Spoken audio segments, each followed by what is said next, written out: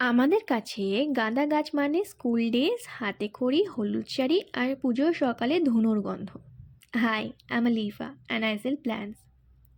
It reminds us every flower that bloom for a short time can leave a long lasting impact.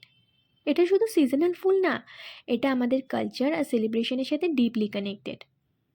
আমরা গাঁদা ফুলকে দেখি পুজো, বিয়ে, নতুন শুরু আর শুভ্রতার প্রতীক হিসেবে।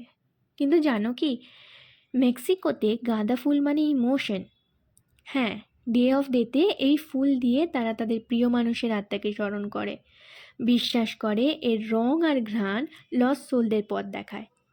একই গাঁদা, কালচার বদলালেই অর্থ বদলায়, তবু একটা জিনিস সেম, ইমোশন। সবশেষে শুধু এইটুকুই বলা যায়, গাঁদা ফুল অনেক কথা বলে, কিন্তু নীরবে। কোথাও আনন্দ, কোথাও বা স্মৃতি। আর এই অনুভূতিগুলোই গাঁদাকে আরও আপন করে তোলে। তোমাদের সবাইকে মন থেকে জানাই সরস্বতী পুজোর শুভেচ্ছা। আর আমার এই ছোট্ট ভিডিওটা সময় দিয়ে দেখার জন্য ধন্যবাদ। আবার কথা হবে নতুন ভিডিওতে।